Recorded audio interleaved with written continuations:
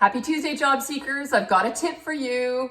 Please don't reach out to a recruiter and just ask if they have time to chat. I promise they just don't. They probably would love to, but they just don't necessarily have that kind of time.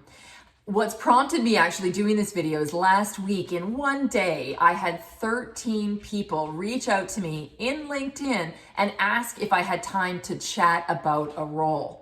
And when I looked at those 13 people, of the 13 were not qualified for the position. And so what they were probably trying to do was make a connection with me so that they could kind of get in on the role. But unfortunately, it doesn't matter how much I like you or feel connected to you.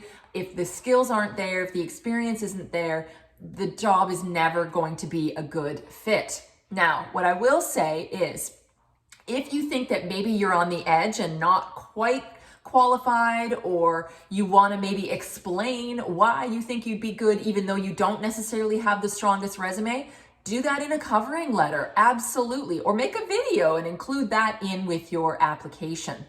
Now, when is it okay to reach out to a recruiter? If you've got a question. If you've got a couple questions or a question that's authentic and genuine that you really want to know, please reach out. I am happy to answer those sorts of emails. But let's think about it. If I wanted to meet with those 13 people for, taking some time to coordinate the call and then taking the call, that's a full day of my time.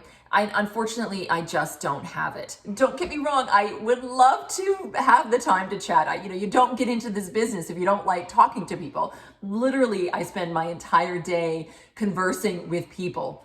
And I really wish I had more time for that, but I just don't. And so if you want to make that connection, if you want to kind of set yourself apart, do a really strong covering letter, succinct, to the point, explaining why you are in fact qualified for this role. And then if you do want to reach out to a recruiter with a question, make sure it's authentic. Authenticity goes a really long way.